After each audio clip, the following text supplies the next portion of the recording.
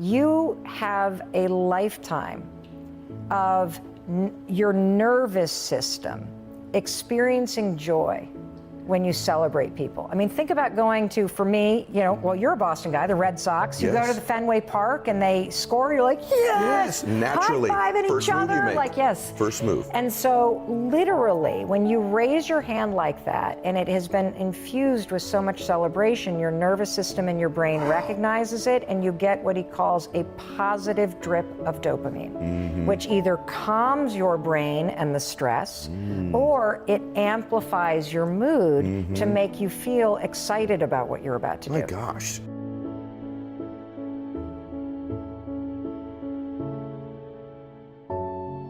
Welcome back to Max Out, everybody. I'm so excited about today's show. Seriously, I've wanted to do this show for months and months, but I wanted to wait until her new book, The High Five Habit, came out. And so the timing is perfect for this. But this is literally one of my favorite people I have met in my life. And particularly, I can tell you for sure in the last 2 years, the favorite person that I have met. I think she's brilliant. I think she can change lives. I think the show today will change lives. It's going to impact mine as well. You know who she is. You've seen her on television. She's 5 years at CNN as a legal analyst, had her own talk show. 60 million people engaged with her social media. Her first book, last book, sold 2 million copies like that. Then this one's going to probably triple that. And I take full credit for it after the show is over today. She's got a TED Talk with 26 million views. You don't need any more data than that. Mel Robbins, thank you for being here. Oh, Ed! I was sitting like, who the f is he talking about? Oh my God. It's you. I hate her. It's you. I love her. Oh, that was so nice. And you even said that in front of your wife when she was here earlier. Did. So I know it's true. It's absolutely, totally true. I talk about you all the time. We haven't known each other that long, everybody. And I feel like you are a long-lost relative of mine. Yeah, I do too. I really do. You know, I come from a long line of farmers and like blue-collar workers, and my grandparents had a bakery. My other grandparents were Angus cattle farmers. And, you know, We connect. We connect because there's no... There is no BS with you and I. I think you connect with people. That explains it why. I think most people, I think that you have a way of delivering super insightful content in what I would call like a non-threatening or non-egotistical way. In other words, you distill really complicated things in a very simple way. And I'm super curious about this. The book itself, by the way, if you're watching on YouTube, that it's here. So let's start, like, why'd you do this? So you had the High Five Habit. Where did this actually come from initially, so that we can get into what that means? But how did it even start? Well, it started like a lot of things start in my life, which is I hit a personal rock bottom. And the things that I share tend to be the things that I figured out having to save my own ass. Yeah. And that's why I'm so passionate about what I put out into the world, because, you know, I'm going to be 53 this year. I've made my life very hard for myself. If I could save anybody the headaches and heartaches that I've put my own ass through, that, to me, is a life well lived. Do you think people would be surprised to hear that, though? I mean, as much success you've had and notoriety and impact, you say you put yourself through a difficult path? You know, I don't think people would be surprised. And the reason why, and I think you have this exact same thing, we are not talking at or down. Yeah. We are with you, shoulder to shoulder. And so when somebody says, you're so authentic and I so relate to you, it's the fact that they feel like you get them. It has nothing to do with how much money you've made or how successful you've become. It's your ability to be on somebody's level because you've been there. I think you're right. Yeah.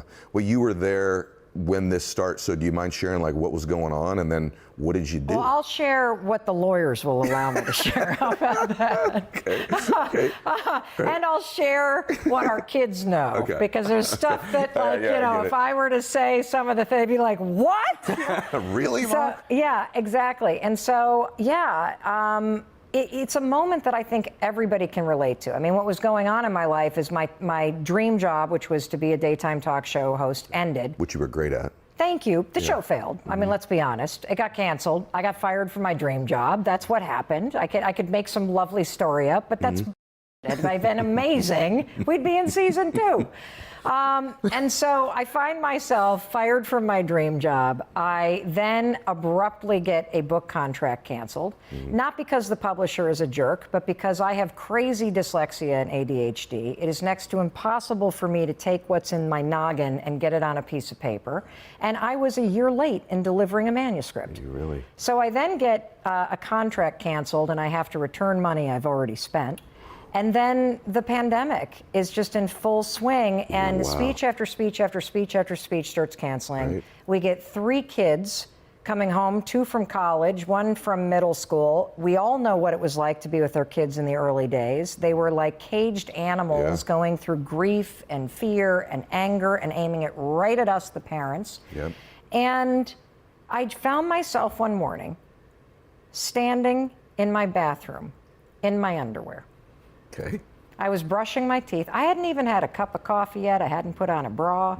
I mean, I'm just standing there. Giving me the visual. Appreciate it. Yeah, please like brush it up somehow, okay? Because you trust me, you know, if you want to look at this, there's something wrong with you.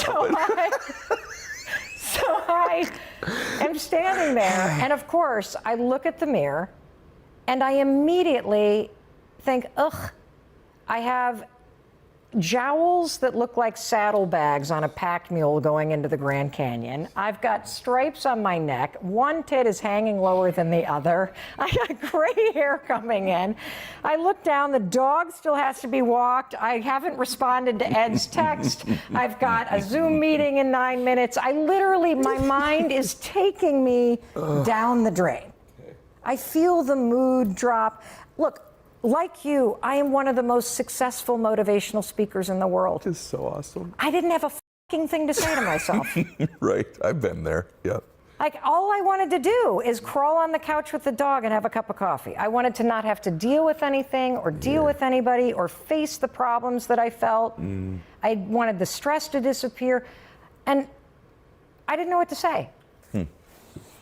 Here's the pathetic part. Okay. As if this isn't lame enough. Right.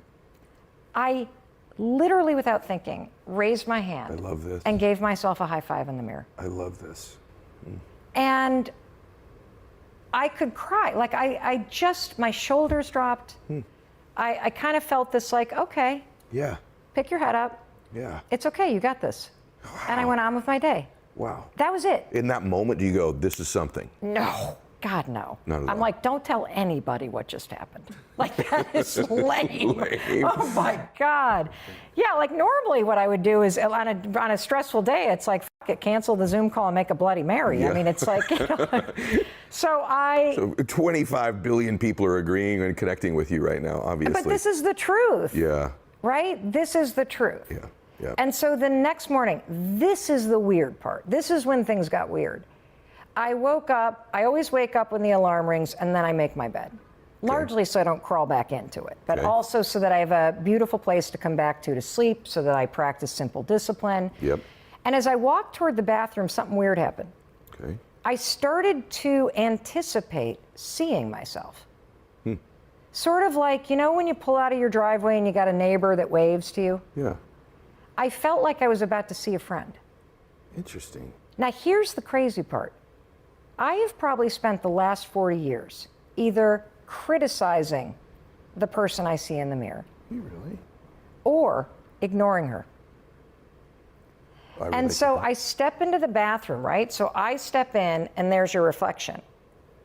And I stood there for a minute, and like you, I'm really busy. And my mind is also like wildly active, constantly going.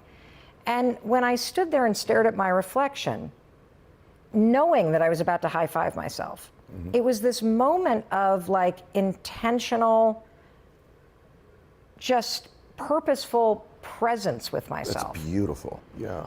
And as I raised my hand and high five myself again, something else weird happened. Okay. It's impossible to have a negative thought when you're high fiving yourself. I love this. Impossible. I love this. You cannot go, you suck. Yeah. You're a failure. You've like blown it. You're not going to do well in this meeting. Today's going to be, you can't do it. And I'm going to tell you why. The science on This is what I love. crazy. Yes. Yeah. It's crazy. Okay. So here's what happens. You have a lifetime of giving other people high Yeah, fives. you got a trigger now or something, don't you? So what does a high five mean to you? Good job. Awesome. Let's go, right? Yes. Yes. Yes. Yep. You got a teammate that's going down, you Yep. give them a high five to pick them up. Yep. You got the biggest player of your life, you give them a high five to Yep. send them into the game. Yep. You've got a really awesome thing you're celebrating, a high five is Yes. what seals it. Yes. So you have a lifetime of positive programming. Very good. High-fiving other people. This is awesome. It is Yep. already stored right here in your basal ganglia. Yeah. And so when you do the physical motion that is tied to all the positive programming, Ed, Yep. you start to fuse it with your own reflection. Oh my gosh. You silence the inner critic, you silence decades of criticism, you shut the shame up, you literally reset the regret that you may feel. Any stress or anxiety that you feel about what's about to happen shuts up.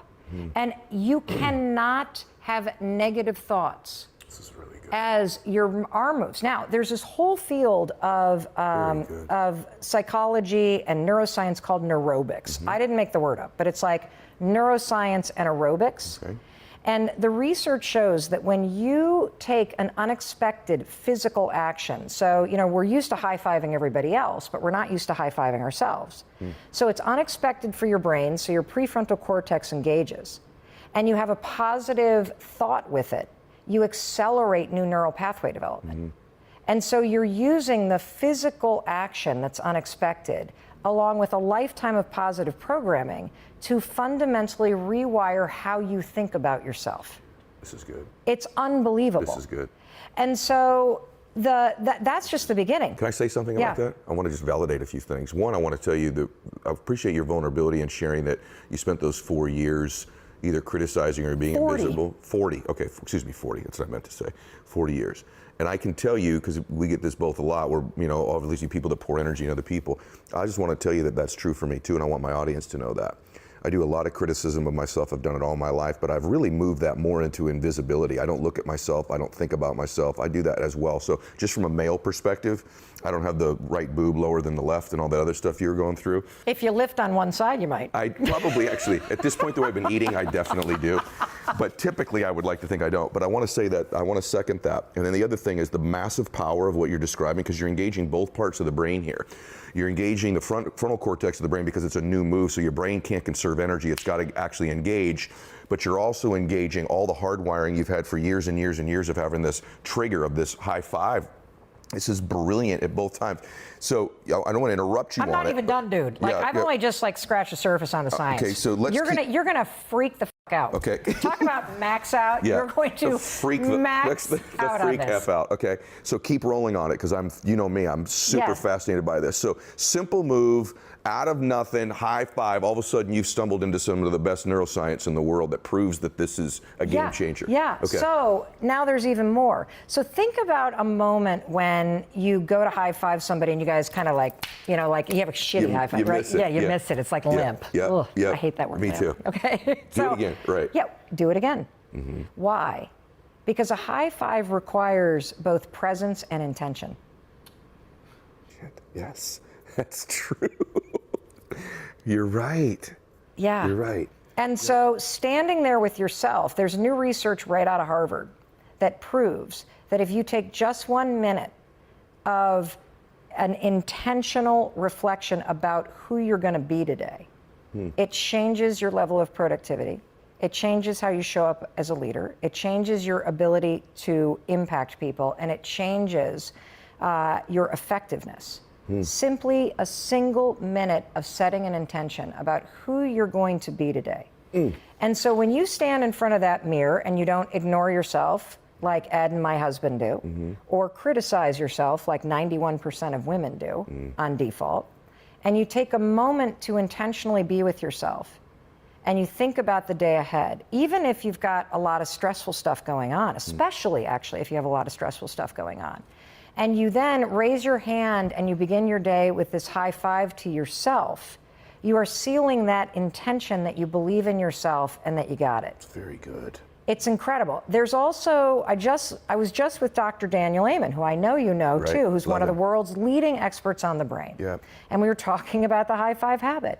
And he was saying that the other thing that's happening, and this is why when you first start doing it, it's going to take 2 to 3 days to get through, and we're going to talk about the resistance, and we're going to talk about the fact that it feels weird and why. Yeah. Because there's a very deep and very sad reason why it feels weird and why you're going to have resistance to doing this.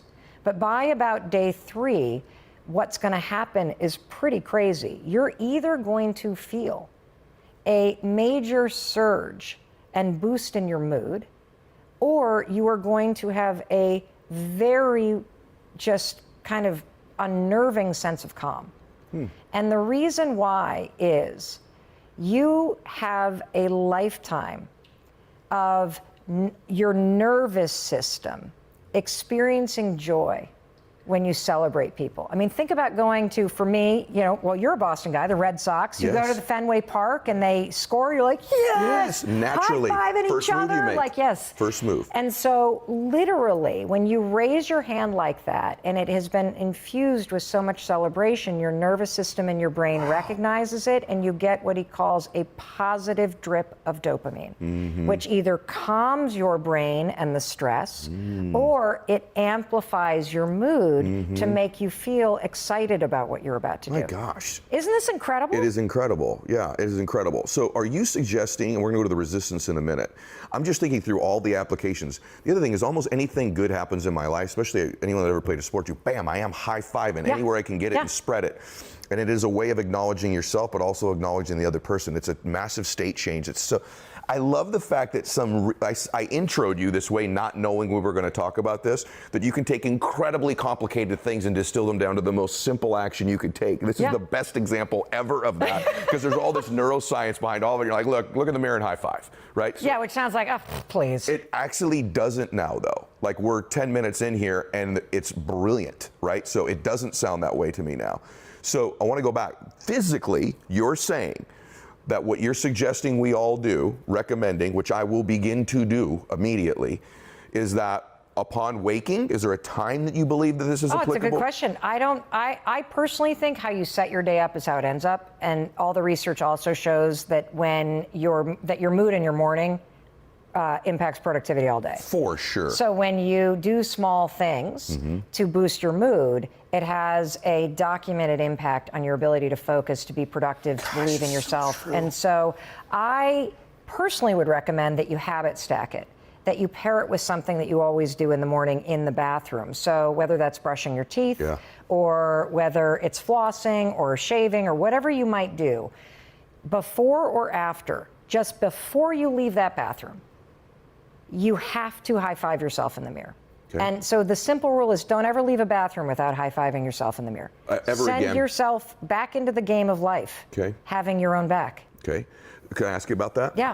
No one else is going to ask you this. I'm just thinking through, because I'm going to do this. Okay. Okay, I'm in, 1,000%. Do you think that if you do it too repetitiously that it loses its charge?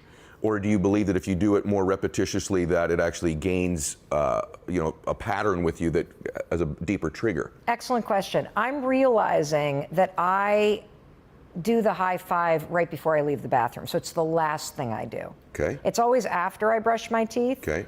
But it's the last thing I do before I leave the bathroom. Now, I might come back in and put makeup on or do something else, but that first high five in the morning is important. Okay. And here, to answer your question, in the beginning, it becomes something you do.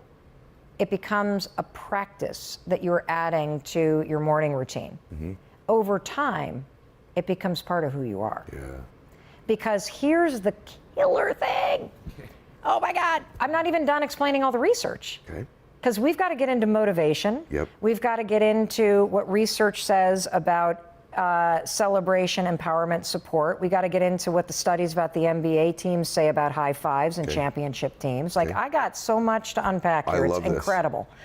So Oh God, what was I going to say? I was high-fiving in the... Well, I want you to stay on one thought you have, because I don't want to move off of it, because we're going to get into the research. I actually want to ask you about the resistance piece of it, because you said that it's powerful and a little bit sad, and that just stuck with me when you said it. Because we can move into the MBA stuff, but beforehand, because one, my question is, don't outthink the room, right? Just take this principle and apply it. Right. That's the first thing. Don't overthink it. How do I do it? Where do I put my hand? Just give yourself a high five. You're not thinking about when you're giving another person a high five. Right. Open hand, closed hand, just give them a damn high five, right? Yeah. So let's not overthink the room. I know that 30% of us are like, exactly which hand, how quickly, how long do I hold it up for? Let's not do that, everybody, right? Let's apply the principle.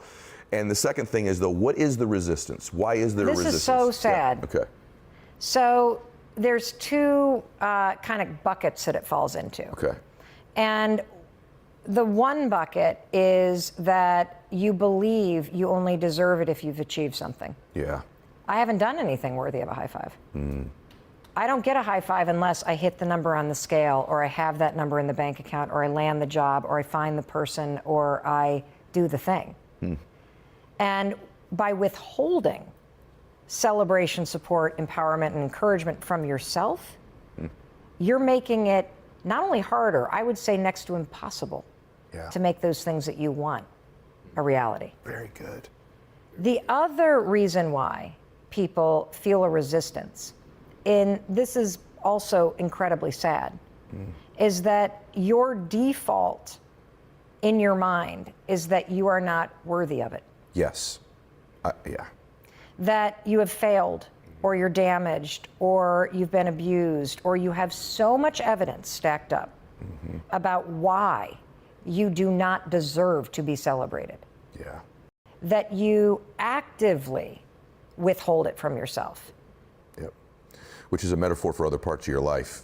You actually don't think you're worthy of this joy. I have to say to you, if you're hearing me under my breath during the interview, I'm going, this is very good, this is very good. You guys, they don't normally hear me talk like this, because I'm going to be honest with everybody. When I have someone on the show that's in our space or our world, there's usually, this is very good, or, this is great. But when I'm listening to you right now, there's a part of me that envies you a little bit, because I think this is one of the most brilliant things I've heard since I've ever been involved in personal development or peak performance or life change.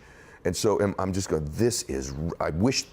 why didn't I think of this? This is so good, right? I also am like a high five person. I've done it with people think I'm going to do it with my kids all the time. I'm sort of I love that you said this, dude. Okay. You want to know why? Yeah.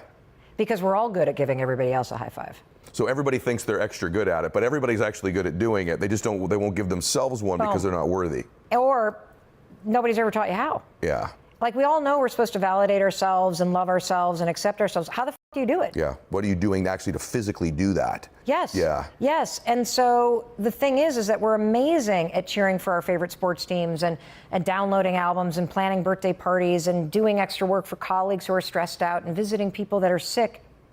We not only fall short, what I have found now researching this for a year is that most of us do the opposite. We withhold it from ourselves.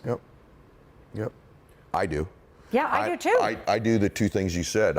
If I'm in a space by myself, I am typically being somewhat critical of myself, evaluating what I could have done. There's one thing we all do too.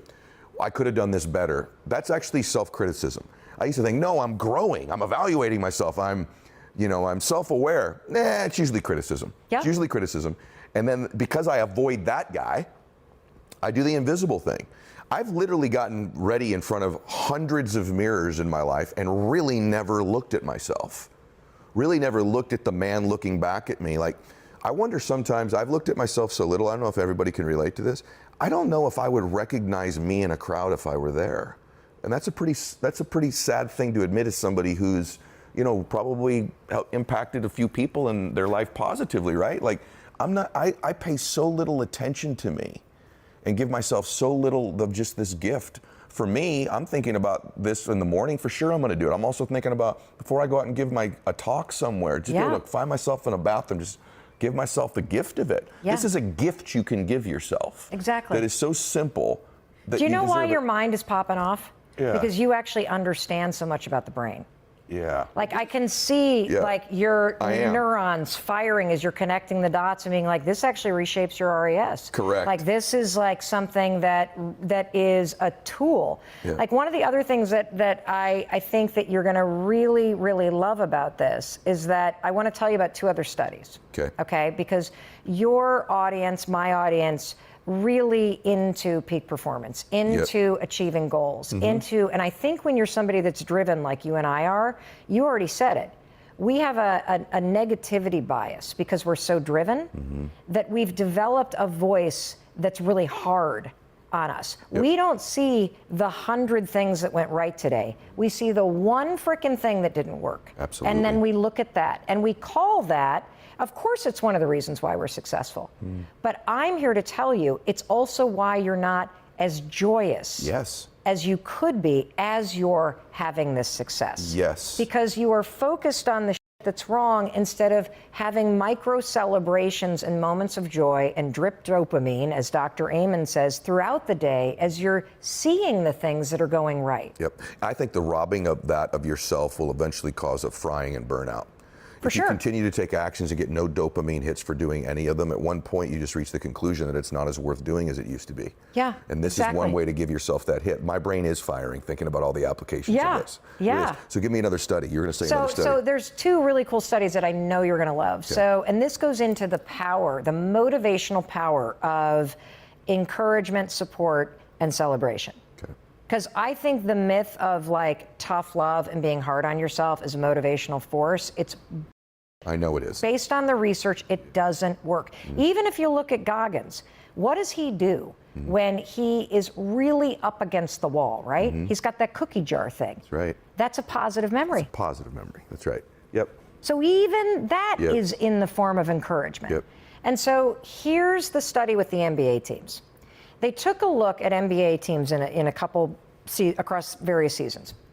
You can predict who is going to be in the championships based on the teams that have the most number of high fives, fist bumps, and back pats in the preseason.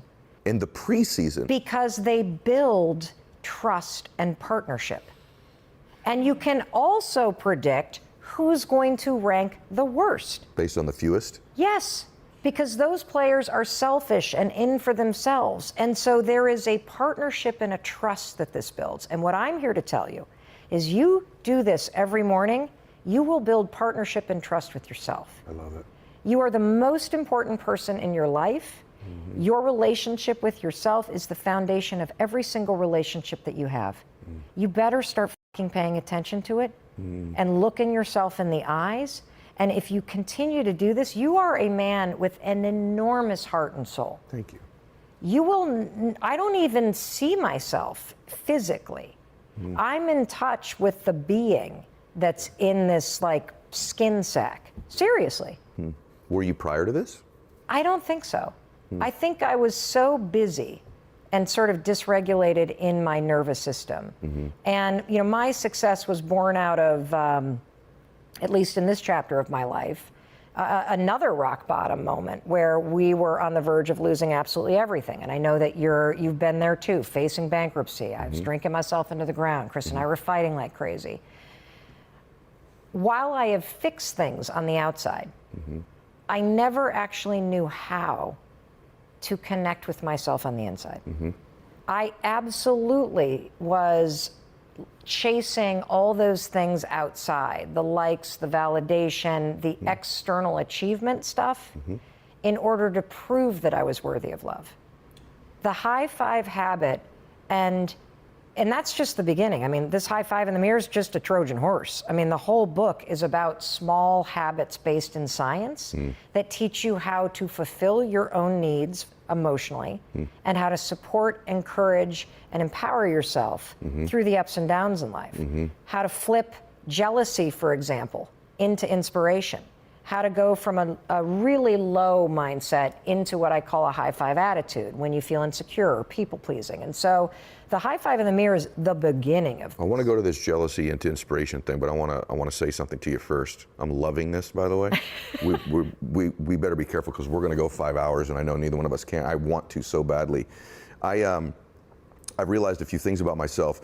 and that is that I struggle with being present with other people sometimes. Like, it was interesting when you and I met in the dinner that we had with some great friends. What was so wonderful was how present all of us were that evening, and none of us wanted that conversation to end. But I'm not very rarely present with myself. I think one of the gifts of this is it causes presence with oneself. It's not just the high five for me, but it's a moment of presence with me.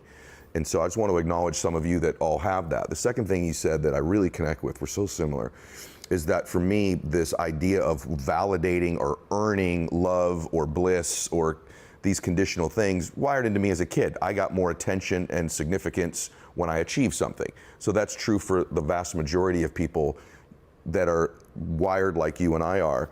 And when you do get to a point where you understand you're worthy of those things without having to achieve them just by your being, is a real breakthrough day. I have to think that one of the hidden gifts of this is just that in and of itself. 1000%. It's not conditional. So, but go ahead. I wanted to step back away from that just for a second because I want to validate what you were saying. But you said this idea, these other small habits. What I have found in my life the last 5 years, even at the highest levels, is there is more jealousy and gossip than I really ever realized in people's lives. And I think it's one of the hidden killers of joy in people's lives is this inability not to gossip or to have jealousy towards other people. You know, the whole hater thing's been covered ad nauseum in personal development. Right. But the actual gossip or jealousy piece, this is where it really comes from. So what can somebody do to flip this is that? good. You're gonna die when you hear this one. Okay.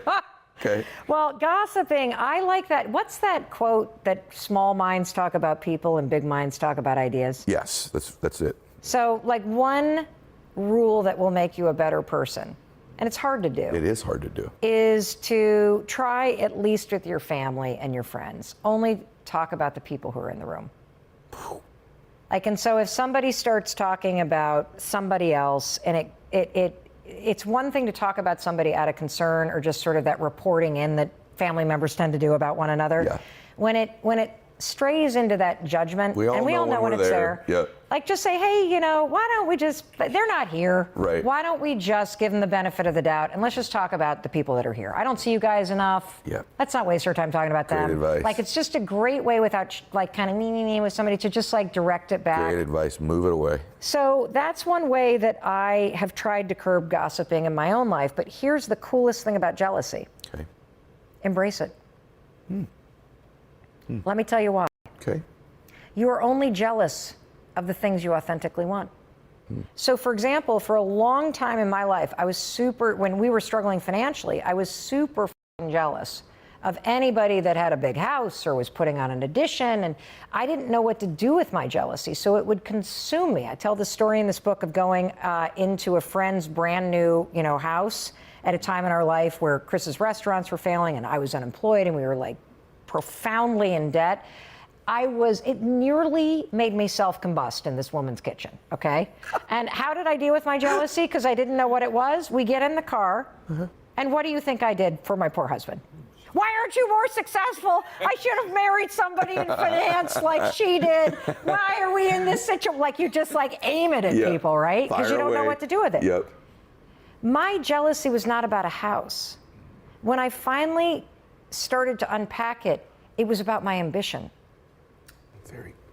Very true. And so you cannot be jealous of something you don't want. If I believe that jealousy is blocked inspiration. I've never heard that before. It is blocked by your fear. It is blocked by insecurity. It is blocked by you have this deep and like you said it earlier, I'm really jealous of this idea, Mel. I wish I had come up with it. You have a new book coming out. I'm not going to say what the title is, but here's what I want you to take away from it. There's something about the simplicity of the idea that makes you jealous. That is what your inspiration is trying to get you to pay attention to. Very good. So I'm jealous of you. You got this show.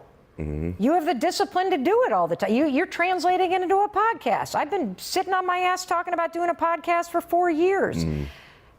What the old Mel would do before I understood jealousy is because it's blocked by insecurity, I would then tell myself a story. You're too late. It's already done. There's not enough room for you. If you do it, you're a copycat.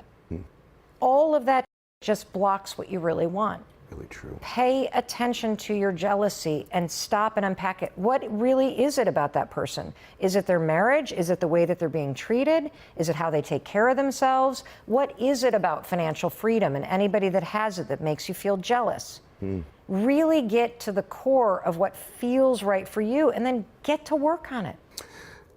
I have to say this, that's one of the most incredible things I've ever heard. I'm gonna give you a reason why. I'm saying stuff today on today's show I never admit to because you do it. But I'm jealous of people that really like themselves a lot. I'm jealous of, not confidence, because you have confidence too. We both have this really pretty good combo. I'll brag about us. We're both pretty confident people, but at the same time, there's a degree of humility there that makes us want to learn and grow and change and be better. And I love people that toe that line. People with a lot of confidence, no humility, they're no fun. People with a bunch of humility with no confidence, they're a pain in the butt, right? But people that really, I have found in my life, I was just thinking, what am I jealous of? I sometimes feel jealousy when I'm around somebody. It's like, oh, they just really like themselves, don't they? Maybe a little too much. You know how you do that story with yourself? Yeah. And you make that story up. And that's a signal to me. And it just literally, as you were talking, it was an indicator to me, like, you need to look at that. Yeah. That's a signal, like, this is something you want that you don't have enough of, man. Yeah. And that's amazing to admit in front of millions of people who look to both of us for help on this. Well, it's because you have been hard on yourself along the way. And so it's now been woven into what you think your formula for success is. That's exactly right. It's the shit formula. You think, well, if I let go of that, I'm going to lose all my power. Yeah. If I let go of this beating myself up thing, that's why I'm so successful. No, I'm successful in spite of doing that. Yes. Not because of it. Yes. Yeah, right. Yes. And in spite of, in that gap is where all the joy comes. See, high-fiving yourself isn't about becoming an arrogant asshole. We're not trying to turn you into a narcissist. Right. I'm trying to relocate you inside of your own power. Wow.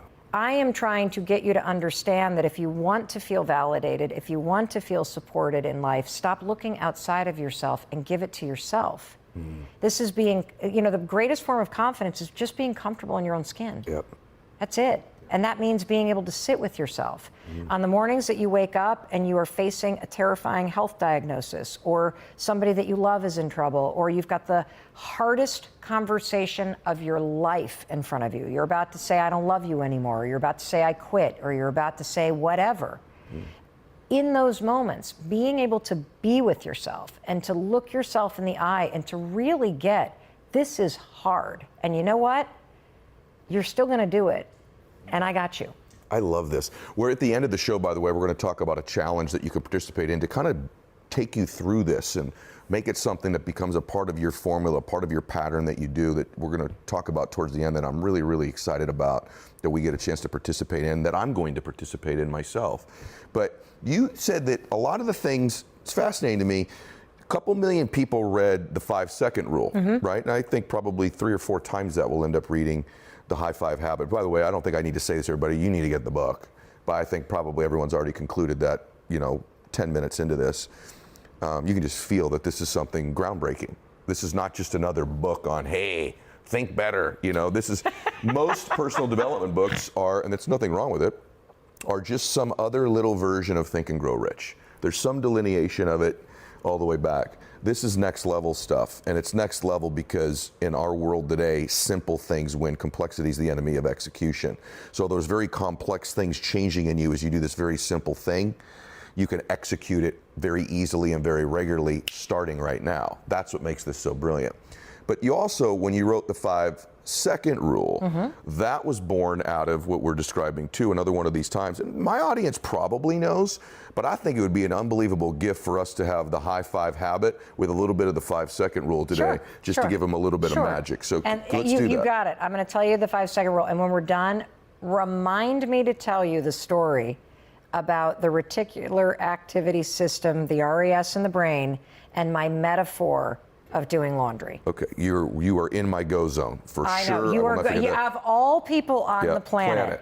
You're in my You zone. are the one that is going to go, oh, this is so good. All right, we're going to laundry after this. So the 5-second rule. So the 5-second rule Brilliant. is Desperate. Are you kidding?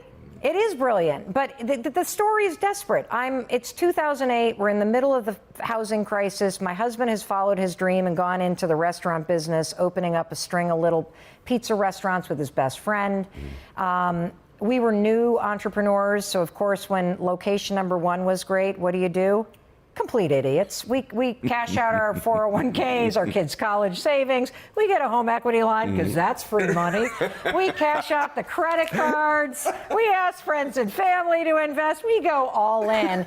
And then Chris and his business partner, as is the case in the restaurant business, the second location was a huge dog. Too big, too expensive, wrong location, tons of traffic driving by every day as you're sitting there with an empty restaurant knowing you're These guys are so committed to returning an investment. I have to hand it to Chris and Jonathan. They work day and night to pull this plane crash out of like the factoring and this and like just anything you could possibly do. So we find ourselves in a situation in 2008, 41 years old, and we're $800,000 in debt. Wow. Dude, I could not pay for it. There was a moment, the rock bottom moment was this morning where I went, and we live in a nice neighborhood. Friends have invested. We can't let them know this is happening. Boy. Kids, 3 of them under the age of 10. Oh my gosh. Whoa. I remember going to the grocery store, and I went to an Ivy League school. I have a law degree, but here I am unemployed. We've lost everybody's money. We're about to lose the house. And I'm doing that. I don't know if you've ever played this sort of like mental bingo game with your check card where you're like, okay, please, dear God, let the electronic system not talk to the bank. Just let it go through. Absolutely, yes. Please. Yes. So I'm standing there as she's scanning this stuff, knowing that the balance is red. Bless your heart. And I'm thinking, please, please, please, please, please, just let this go through, please. And the woman looks at me and says, oh, this was declined. I was ready with my excuse.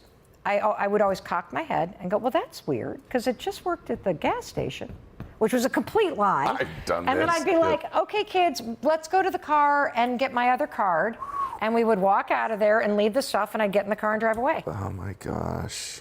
And then I, of course, would come home and drink to numb all of the everything. So I was sitting in a chair, and I was doing that thing. I'm sure you have. Have you ever been in such a low moment where you give yourself a pep talk? Yes. That is a pathetic moment. I have been there. Yeah. You're taking me there. back to it. Yeah. That's it, Mel. Tomorrow morning, it's the new you. No more drinking. Gotta be nice to your husband. You gotta look for a job. Girl, you gotta get these kids on the bus on time.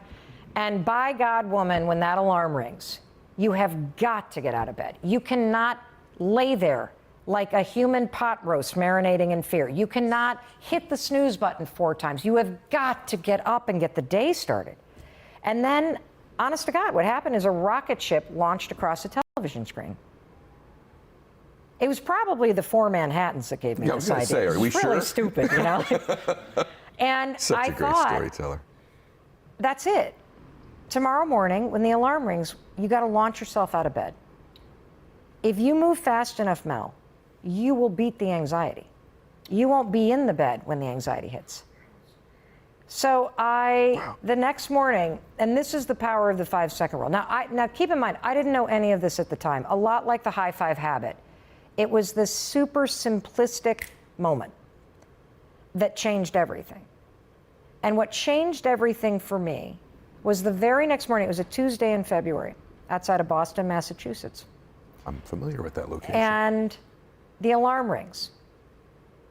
And what I'm about to share with you, if you've never heard this, you'll never see life again the same. You never will. Once you see what I'm about to show you, you can't unsee this. There is a 5-second moment of hesitation that defines your entire life. It's the moment of hesitation that is the gap between what psychologists call a bias towards thinking and a bias towards action, right?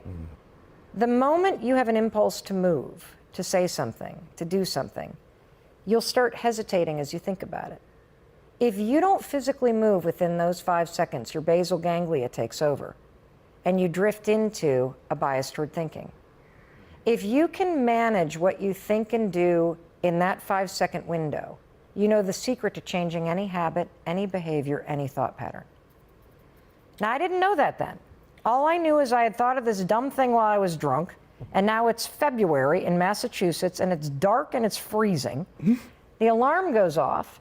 I start thinking, I'm not going to fucking launch myself out of it. This is the dumbest. How is this going to help? I don't want to get out of it. It's cold. It's dark. It's dark.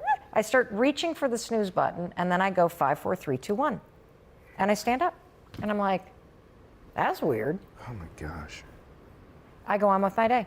The next morning, same thing. I immediately remember it's dumb, I'm not doing it. 5, 4, 3, 2, 1, I stand up again. It was the third morning, and look, I'm like you, somebody that, I'm like super optimistic, but really resigned, you know what I mean? Like kind of skeptical, even though I'm really positive. Like, yeah, prove it, you know, like that kind of thing. So I'm like, okay, I start arguing. Okay, so you invented some stupid ass thing that helps you get out of bed. How the fuck is this going to pay off $1 million, right? And then I'm like, whoa, whoa, whoa, whoa, whoa. You're about to lose everything, woman. What do you got to, like, why not try it? Right. And so this was the simple thing I said to myself. Any moment today, I know what I should do, but I don't feel like it. Just count backwards, see what happens. I'll explain the science around this thing in a minute. So I walk into the kitchen, and there's my poor husband, Chris. Love of my life. We're celebrating 25 years married next week. Congratulations. Poor guy's standing there minding his own business looking for breakfast. And you know how that thing happens where you see somebody you love and you just want to kill them? Yes. You know? So there's Chris, and I'm like, and you know, here's the thing. I knew he wasn't trying to bankrupt us. I knew the man was working I knew he was full of shame and like scared and like felt so bad. And here's the other thing I knew. I knew I didn't want to get a divorce. Okay. I knew I didn't want to treat him like this. I was so triggered. And here's why. It is so much easier, Ed, to be angry than it is to be afraid. And they're closely related, aren't they? But you check the anger button, yeah. So I go 5, 4, 3, 2, 1. And that counting backwards, here's what it's doing in your mind. It is interrupting habit loops and emotional responses that get stored in your basal ganglia and run on autopilot and control your fucking life. And when you start counting backwards, 5, 4, 3, 2, 1, the moment you start counting, you've made a decision to interrupt the pattern. Oh boy, yeah. And by the counting backwards, when you first start doing it, it engages your prefrontal cortex because it requires focus. By the time you get to 1, you have created a moment where you have taken control and you now can consciously choose what you think or do next. And so I used it every single day in secret to walk away from the bourbon, to pick up the phone and call and start network. 5, 4, 3, 2, 1, go out the door and exercise. 5, 4, 3, 2, 1, don't snap at the kids. 5, 4, 3, 2, 1, get out of bed even though you don't feel like it. 5, 4, 3, 2, 1, tell the truth. Reach out to friends. All the things, because here's the thing. We all know what we need to do. We don't know how to make ourselves do it. Do it. So the 5-second rule, I never intended to tell anybody. You'll love this story. In 3 years flat, I go from unemployed to cold calling my way into a radio audition and getting a job at a digital marketing agency because we had bills to pay.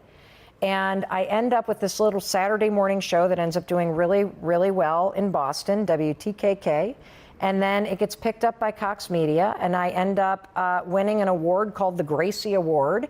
And CNN calls, and they're like, we love radio hosts. We love how you talk about complicated topics like you're sitting at a kitchen table. We don't want Fox News to have you. You're in, woman.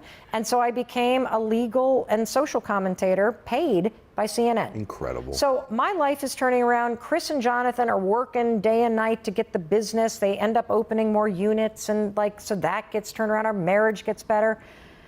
I'm not in personal development.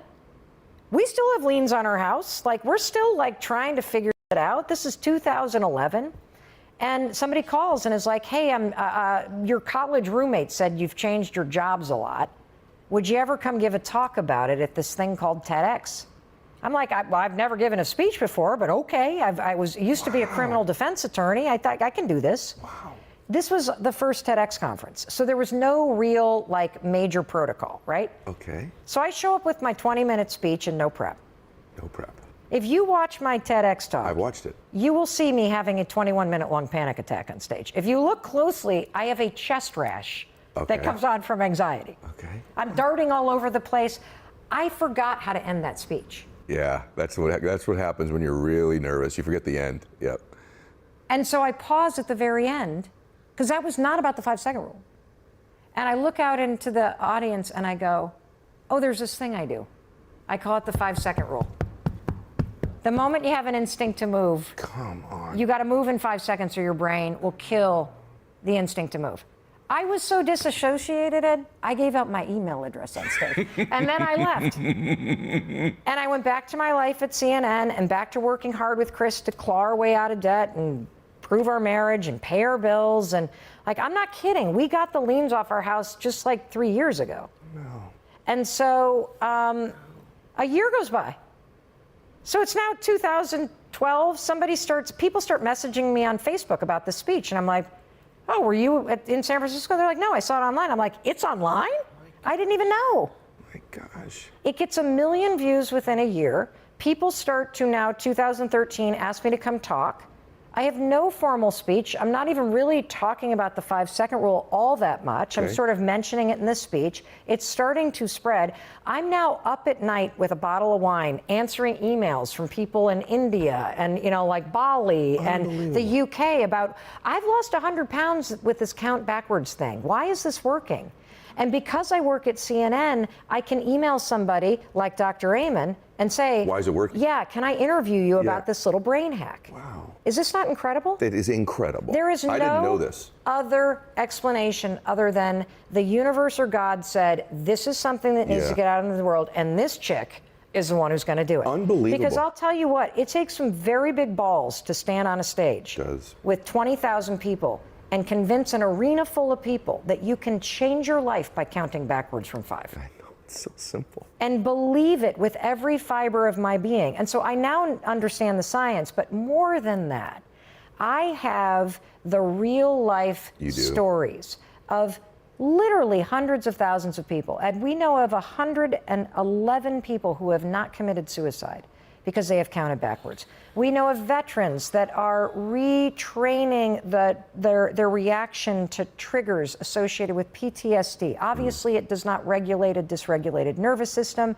It gives you a moment of control. It works with OCD. We have pediatricians using it with kids to interrupt the thoughts that cause anxiety. Over and over and over. The things that you know what you need to do. 5, 4, 3, 2, 1 is a tool you can use in 5 seconds flat to interrupt the that's holding you back and push yourself to take the actions that change your life. I'm listening to you. I think you're brilliant. I know you don't like to hear that. I'm sitting here though. I've done a lot of interviews, Mel. I think you're brilliant. The combination of the content and how real it is, the validation of it, your unbelievable ability to tell stories though and communicate it. You were picked to do, you were destined to do this. There's no question. Your relatability, you're brilliant. I enjoy you so much. It's such an interesting thing, male to female thing, because we become friends, how much I just really admire and respect you. You are right for me in this space. Do you know what I'm saying? I feel that way about you too. Thank you. You know what it is? I have suffered so much in my life, and I didn't need to. And we are so lucky to have the internet and podcasts and books. Back in the day, it was embarrassing to walk into a self-help section in a bookstore. There were no podcasts or online courses. There was something really wrong with you if you went to therapy. I had a great grandmother who went to electric shock therapy. So the fact that there are simple things that you can share that help somebody take control in meaningful ways, that is what brings the greatest joy to me. It's helping real people face the real issues in their life. I think that's why I love you, because me too. And I've suffered that way. I'm so thrilled. I'm just happy to hear that you're not suffering like that. Meanwhile, you've helped millions of people and they're suffering.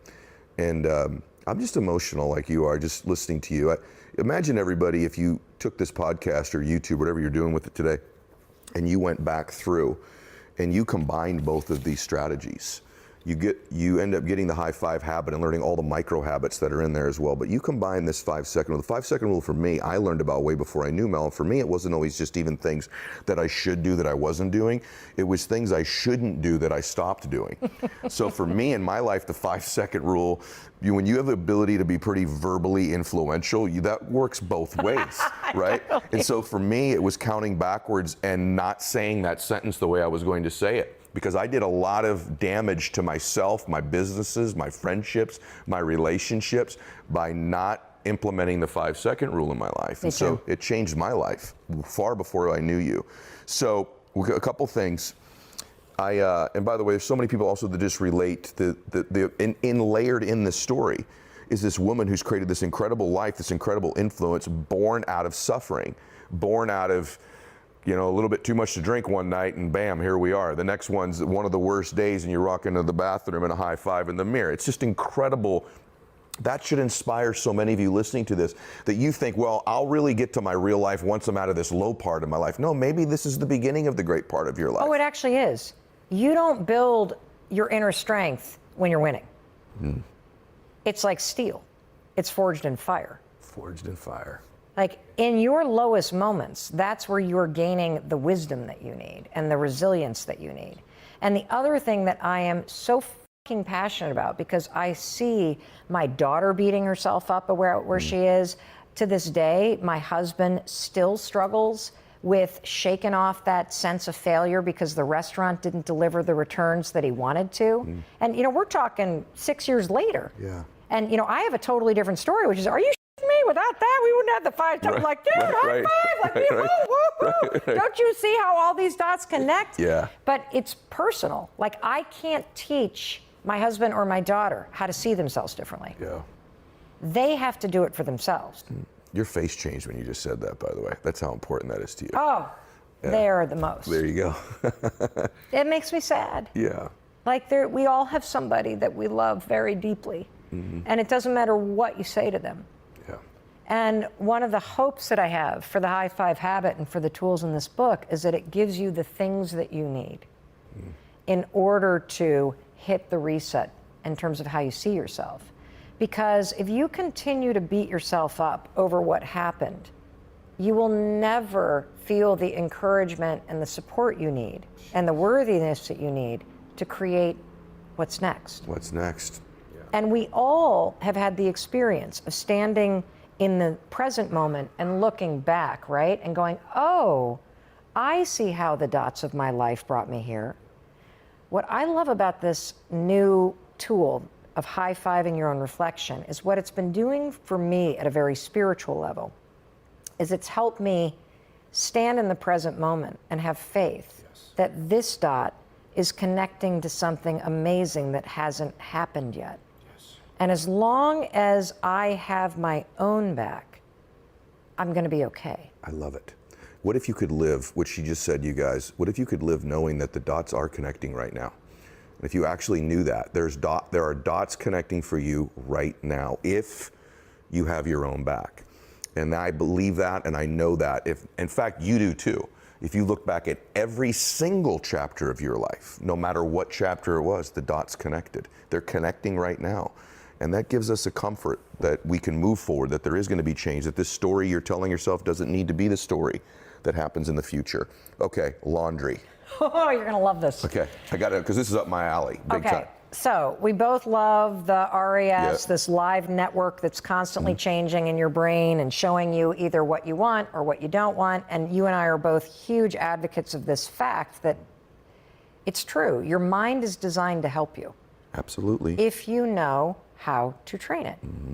And so I came up with this analogy doing laundry. Okay. You know how when you open up the dryer and you got to pull out the filter? Yeah. And then you take your finger and your thumb and you pull off that crap, that lint. Yes. It is impossible to do a load of laundry and not create lint, right? Yes. It's impossible to go through a day in your life and not create mental lint. Mental lint is any thought that makes you lose inspiration due to the negative thought. And what's happened for most people is that all of the negative thoughts that have been spinning every day of your life have gotten trapped in your RAS. And just like you can take your finger and pull it away so that the filter isn't blocked by the wrong stuff, because what accumulates when lint starts to build? More lint. What accumulates when more negative thoughts start to build? More negative thoughts. I believe that the high five in the mirror, and even the 5-second rule, when you use it to push through the fear and insecurity that's holding you back from acting like the person you want to be, these two tools act like you're clearing the filter away every single day. That's why when you 5, 4, 3, 2, 1 get out of bed in the morning, like you said you would, you wipe away that thought that I'm a failure, that I'm a loser, that I can't count on myself. When you stand in front of the mirror and you high five your reflection no matter what, you wipe away that lint that's built in your RAS that says, I'm unworthy. The actions themselves are proving to your mind and changing the filter in your brain in real time, because you are seeing yourself acting like a person who is different from the one you used to be. I love this. Isn't that cool? It's super cool. And the other thing that's happening, come on, this is good. The other thing that's happening is that you are feeding yourself visually and kinesthetically. And if you actually say anything auditorily when you're doing this over and over, this is so damn good. This is so damn good. All right, we're at it. Well, I'm going a little further. I don't give a crap. I have 2 pages of questions here. Okay. I've asked none of them because we've literally got to, this is like you and I. I didn't even tell you the other study. Okay, give me the other study. Okay, so it's called The Motivational Power of a High Five, or the High Five Motivational Power. I'll send you the link to the psychological study. Okay. So researchers wanted to know, Okay. what is the single most effective way to motivate and inspire kids when they're doing a challenging task? They divided kids into 3 groups and then gave them something super challenging to do. Okay. The first group, the researchers would simply walk up and do the fixed mindset praise. Hey, you're super smart, Ed. You got this. The next group got the growth mindset. Oh, Ed, you're perseverant. You're such a hard worker. You're going to get this. And obviously the hard work praise, that worked better than you're smart. The third group, the researchers just walked up to the kids, didn't say a word, just gave them a high five. Outworked, outlasted, more resilience, more grit than the other 2 combined. That's full big time. stop. That's big time. Here's study. why, and this is the a high five is not a celebration of your work. It's a celebration of you. Very good. Jeez. So the high five fulfills your most fundamental emotional needs of being seen, of being gotten, and of being celebrated for the unique individual that you are. This is going to be a movement. I hope so. This is going to be a movement. Well, we're starting. Because I want people to stop beating themselves up. I want them to start cheering themselves forward. So do I. And you're giving them the tool to do it. Okay, one last thing. We're going to go a little long. I also am this believer. This is one of my favorite stories from you, and I'm going to couch it so we can finish with it because it's really out of sorts for everything else we're talking about. But I just it's actually, if it's the story, I think you're going to say it's in the last chapter of the book. Well, no, I don't think it's the one you're thinking. Okay. We'll see. I think you're one person, one decision, one anything away, one new relationship away from totally changing your life. Yes. I believe this. Okay, and so. You were one moment away when you got out of bed, 5, 4, 3, 2, 1. That changed your life, right? The high five in the mirror changed your life. So you're doing your show, okay? Yeah. You're doing your show, and you've got some life decisions that you need to make. I think people need to be open to that one moment, that one person, that one second of inspiration in their life as well, right? So you're doing your show, and this is one of my favorite stories I've ever heard in my life. So we're gonna talk about this psychic that was on your show. Okay. So, it is the last chapter of the book. Okay, so that's what you thought. And you know why? You knew that's where I was going then. I did know where it's going. Okay. So the story that he's referring This to, is awesome. because here's the layers, right? Yep. So I believe that the other cool thing about the high five habit is that when you first start using it, it like creates a connection to yourself, right? There's that presence, there's the support, there's the encouragement, there's this, that. As you use it over time and the habits of self-empowerment, self-celebration, self-validation become a part of who you are, and you start to truly build that trust in that partnership, something interesting happens. You hear your own intuition and your ability to trust in the divine nature of things more loudly. Okay. So I am doing the talk show. Yeah. Now, I have not, in full disclosure, invented the high five habit yet, but I love this story because I believe that what's meant for you is trying to find you. Yeah. And your job is to remove the fear and the insecurity so that you are open to it. Just like jealousy is a signal. And your insecurity and fears are blocking that signal. There are signals and signs every day of your life. Yeah. So the backstory of this is that, so we have a 23-year-old and a 21-year-old and a 16-year-old. And at this point, our son is in the 8th grade. And our son isn't like everybody's kid, awesome kid, but he really struggled in school. He had profound dyslexia and dysgraphia, ADHD. He had bounced from the public school to a school for language-based learning to now a tiny little independent school, hoping that we could find the right fit so that this kid would actually enjoy learning. High school's coming up. And I made the mistake, or I guess I should not even say it that way. I said, because everything happens for a reason, you've had such a terrible time with School Oak, you can choose your high school. Yep. Big mistake at the time. It turns out to be the greatest thing that ever happened, but I thought he would look in Boston. Plenty of amazing high schools in Boston. Tons. Our daughters had already said, bro, you cannot go to the public high school. Your ass will get eaten alive at that place. You know, it's like, not the theater kid with dyslexia. You're not going there, okay? And I love my theater kid with dyslexia, but just in a big kind of high school. Yep. And so they're like, you're not going to like it. We went there, we know. So I thought he'd look in Boston. And all of a sudden he says, I want to go to high school in Vermont. In Vermont. I'm like, okay, what boarding school? I don't want you to go to boarding school, but I don't want to go to boarding school. I want to go to the public high school where my grandparents live. Like, what? You know we live in Boston. So my husband has gone to Southern Vermont for 45 years. He grew up ski racing for Stratton. We love Vermont. But I believe my words to my husband were, Vermont is where people go to die. I am not, at the age of 52, moving to Vermont. I have a talk show in New York. Right. I have a house in Boston. Our home is in Boston. Our friends are in Boston. Our 15-year-old son is not going to get us to move to Vermont. No. We went around and around and around and around about this. And finally, Oak and Chris said, you're right. That would be kind of like us moving further away from where you are means we don't, like, okay, we'll find a high school. So he's looking at high schools, right, in Boston. Meanwhile, I'm taping this daytime talk show, which I ended up failing at and getting fired from, at CBS Broadcast Center. The producers have booked a psychic. And I love this kind of stuff, but I'm super skeptical. Yep, like me.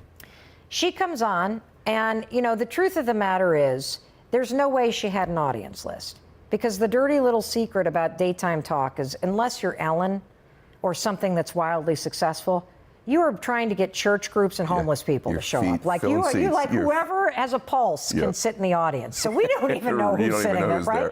So it's not like this was staged. Right. Right. So I learned that this woman can speak to people who have died because she was electrocuted when she was little, and when she came to in the hospital bed, and she's like our age, her dead relatives were there. Amazing. So I'm like, oh, this is cool. And I'm like, what are you going to do? I said, are there dead people here? She said, oh yeah, everybody's got somebody standing. It's starting to get crowded. And the second I start talking, it's going to get really crowded. I'm like, really? She said, yes. I said, well, who are you going to talk to first? The first reading, Ed, Honest to God, she gets up, she goes straight over to like this section over here, asks 4 women in the second row to stand up, looks dead in the eyes at the first woman, and says, does your mother know you're pregnant yet? Yeah, that was that woman's, and then the mom looks at her like this, and then she goes, now you've lost 2 kids, right? And the woman's face. Gosh. And then she said, the daughter that you lost is here. The woman's now crying, and she wants you to know she loves you and everything's going to be okay, but she's going to pass over. But the son that you're carrying is going to stay. But the son that you've lost, now she's weeping, is going to stay because he's connected to the son you're carrying. The whole audience is now sobbing. This is the first reading. Whoa. Like, buckle up, people. Here we go. So it just got crazier and crazier from there. And then all of a sudden she turns and says, there's somebody standing behind you that would like to talk to you. Are you open to being read? And I'm like, of course. Yeah. So she said, he's in a military uniform. And I say, it must be my grandfather, Frank Schneeberger.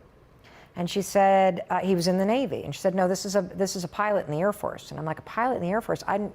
There's nobody I'm related to that is a pilot in the Air Force. Could it be a friend? No. K, does the letter K mean anything to you? Nope. How about the name Ken? I'm like, well, that's what we call my daughter. Her name is Kendall. She's named after Chris's dad, whose name was Kenneth.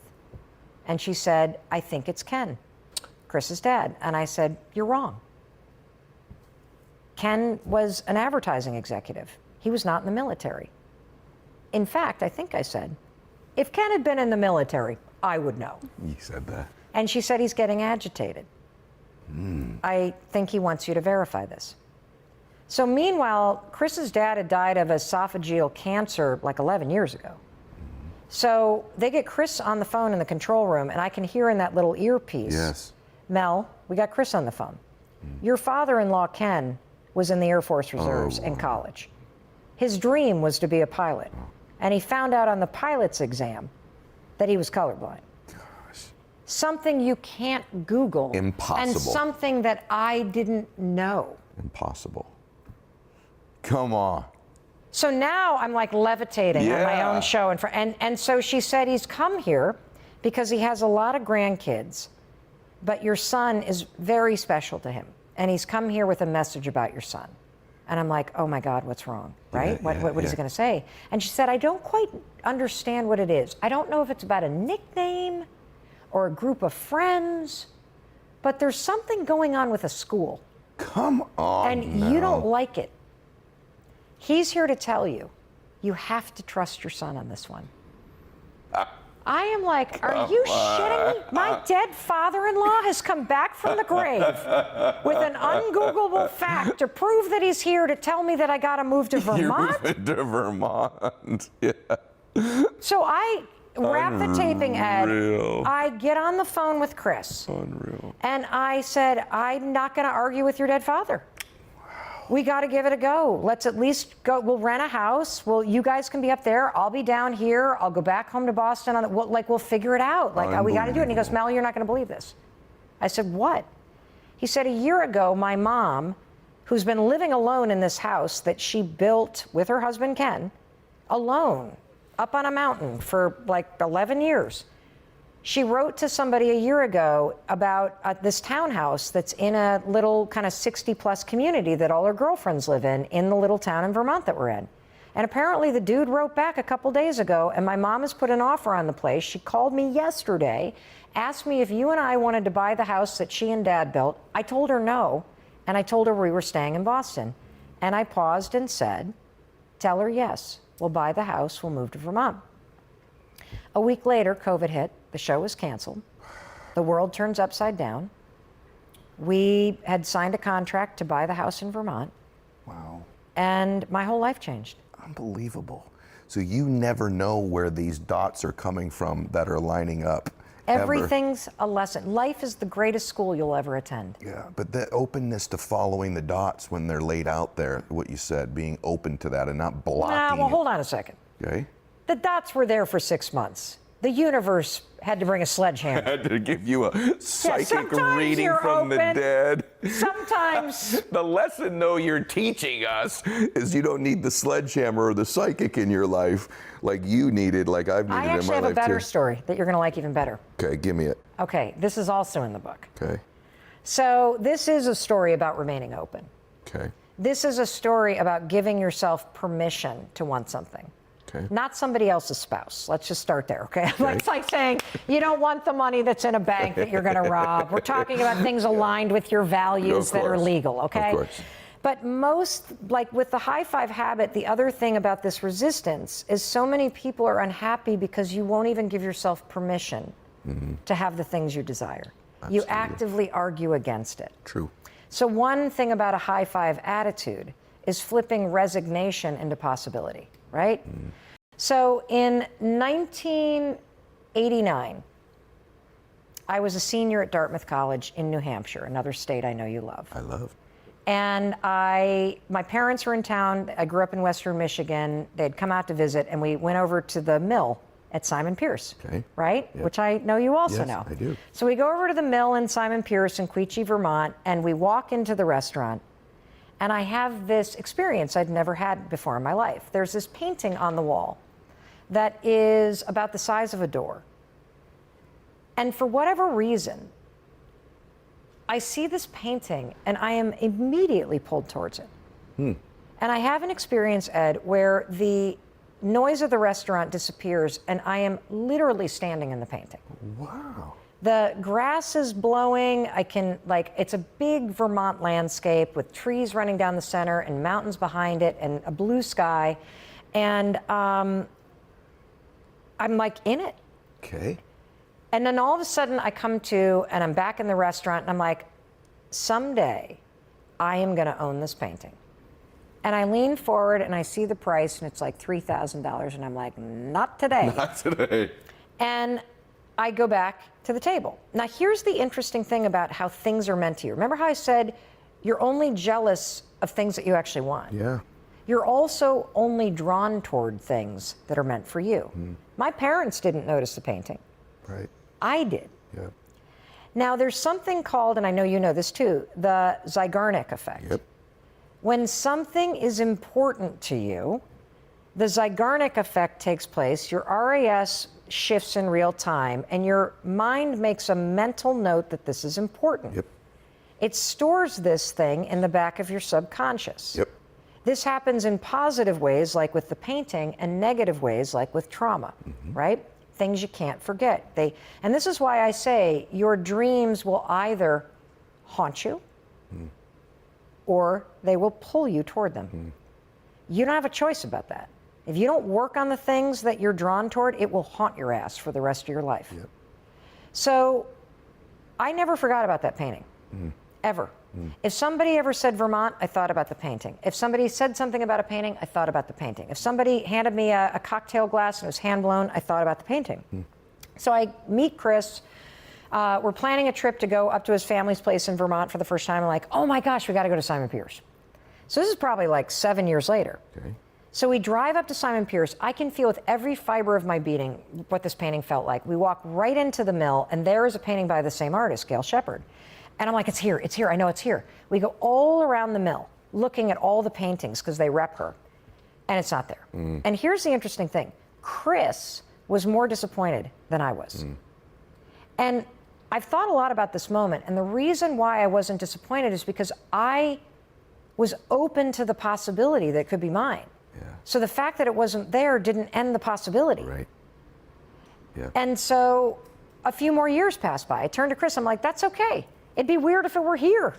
Like, I'm going to track that down. This is a quest. Right. Like, if I have to be 70 years old and track down the guy who bought it and hung it in a corporate lobby, and I have to pay $60,000 for this thing, I'm doing it. You're getting it. Yeah. Yeah. Like, and by cheering myself forward, I am socializing my brain. I'm changing the filter. I'm making myself believe because I'm literally telling myself a story that it's possible. I love right? this. I love this. So a couple more years go by, and I'm turning 30 or 31 or something. And Chris gets all of our friends to chip in some money into an envelope. He hands me $500. I'm pregnant with our first daughter. I'm like, out to here.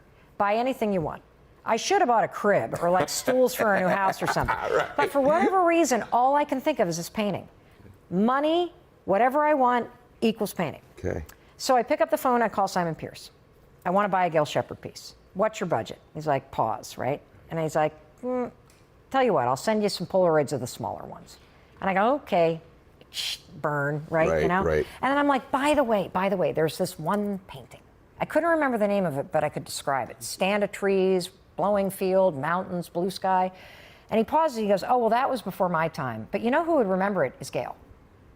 I'm like, Gail? Personally, Gail. Yeah. Right. And he's like, here's her number. I'm like, you know Gail? He's like, of course, she lives down the street. Come on. So he hands me her phone number. Come on. I give her a call. We have this great conversation. And I say, by the way, there was this one painting. I go on to describe it in great detail. I can hear her thinking. And she said, you know, Mel, she said, there have been so many times in my career that I've done like large landscapes, Vermont-based format. I would hate to guess and be wrong. Tell you what, why don't you and your husband come up to the mill? We will walk around the mill. I'll tell you the stories behind all the paintings. If you don't see anything you like there, we'll go back to my studio. You can see what I'm working on. If you don't see anything that really connects with you there, you're welcome to go through the thousands and thousands of slides that I have and try to find it. And maybe I can recreate something in a small format for you. I'm like, fantastic. So we go up to the mill. We go all around. As we're going around looking at these paintings, she was lovely, like amazing woman. Her husband was awesome. I'm starting to realize I can't afford any of this. Like I'm like out to here with like I'm about to give birth. Like what am I doing here? The imposter syndrome picks. All I want to do is impress her. We don't have the money for this. Why are we buying a painting? Like the only thing on our walls is like a poster that was hanging in my dorm room in college. That Matisse jazz thing that we all had. Everyone had. So we sit down, and she goes, "Now that you're sitting down, I have something to tell you." There has only been 2 times in my entire career as an artist that I have done 2 studies of the same scene at the same time. And your painting is one of them. She said, your painting is one of a pair. Oh my gosh. And the sister piece to that painting is in my studio, where it's been sitting for the last 11 years, waiting for you to come looking for it. Oh my gosh. And her husband was like, you should have seen her when she hung up the phone with you. It was like she saw a ghost. So we're all crying, and we drive down to her studio, and we walk into the studio, and there on this easel is this massive painting.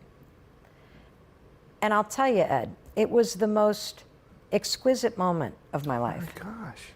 It was as if I was standing in that mill on October 6th, 1989, my 21st birthday, declaring that that thing would be mine.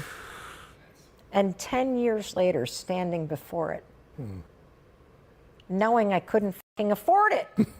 So I turn to my husband and I say, dude, I don't need shit. You don't have to buy me any rings or a car. Just fucking buy me that painting. And he turns and says, hey, Gail, how much for the big one?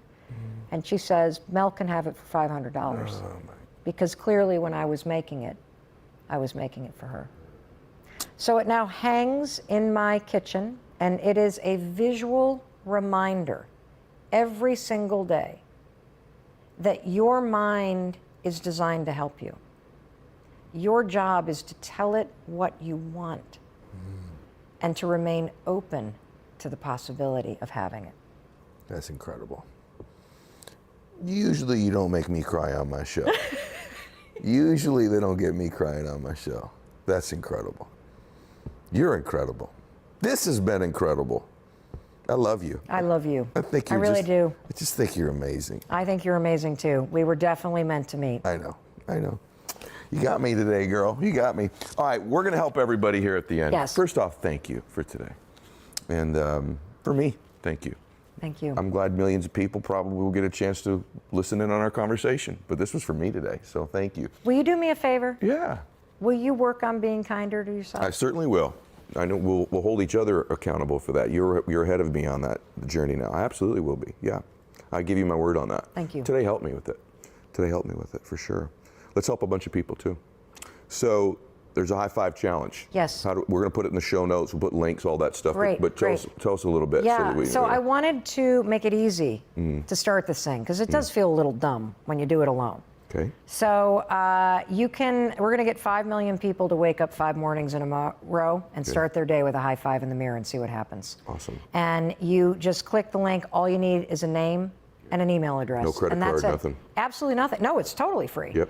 And it's powered by Growth Day, our friend Brendan Burchard's app, which means you get a very inspiring video from me to launch it. That's awesome. You get to high five yourself. You can upload a photo, get cheered on by millions of other people. You get a journal prompt. It's awesome. It's awesome. It'll just kick you off and get you going. Okay, everybody needs to get in. And the high five challenge. High five challenge, and everybody needs to go get the book. I don't think I need to tell you guys all that. I think you've all made that decision. So, listen, thank you, Mel, for I love today. you. I love you too. Today was awesome. And everybody, share the show. This is one of those shows you probably watch more than one time. I have a hallucination that's going to happen for a lot of you. Anybody you love or care about needs to see this show today or listen to it, at least on the audio platforms. So please make sure you're sharing it. Fastest growing show on the planet. I love you all. God bless you. Max out. Hey guys, thanks for sticking around. If you'd like more, click the videos right here. They're exactly what you need to see next. And if you're new here, hit subscribe and become a part of the Max Out community. And tell me what you think about the videos in the comments below. I read all of them every week, and I select winners that get all kinds of prizes, gear, coaching calls with me. Make a comment.